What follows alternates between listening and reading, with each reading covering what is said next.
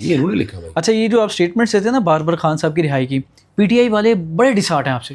اوہو میں ایک ٹویٹ آپ کے سامنے رکھنا چاہتا ہوں. انہوں نے کہا کہ اظہر صدیق کو سستی شہرت کی بجائے پی ٹی آئی کے اسیران کے کیسز لڑنے چاہیے اور ان کو رہائی دلوانے کے لیے اڈیالہ کے باہر خان صاحب کی رہائی کے لیے اڈیالہ کے باہر جا کے خان صاحب کی بہنوں سے ظاہر یکجہتی کرنی چاہیے، نہ کہ وہ ایک بند کمرے میں بیٹھ کے بس تاریخ پہ تاریخ دیتے رہے. میں دو باتیں بتاؤں آپ کو. پہلی تو ایک وہ اینڈ والی لائن تھی کہ یہ اس طرح کی تاریخ دینے، یہ تاریخیں اس لیے بھی دیتے ہیں کہ جب خان صاحب باہر آئیں گے تو مراد لینے کے لیے پہلی صف میں کھڑے ہوں گے. اظہر صدیق نے تو آج تک مراد لی. اظہر صدیق نے تو مراد کوئی لی نہیں. اظہر صدیق نے کوئی عہدہ لیا؟ کسی دن ٹائم نکال کے آئیے گا، پھر میں آپ کے ساتھ وہ بات بھی کروں گا.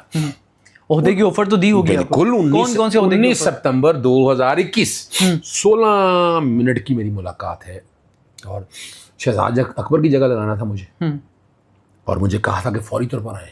مجھے کہا تھا فوری طور پر آپ کو لگانا ہے. تو آپ کیوں نہیں گئے؟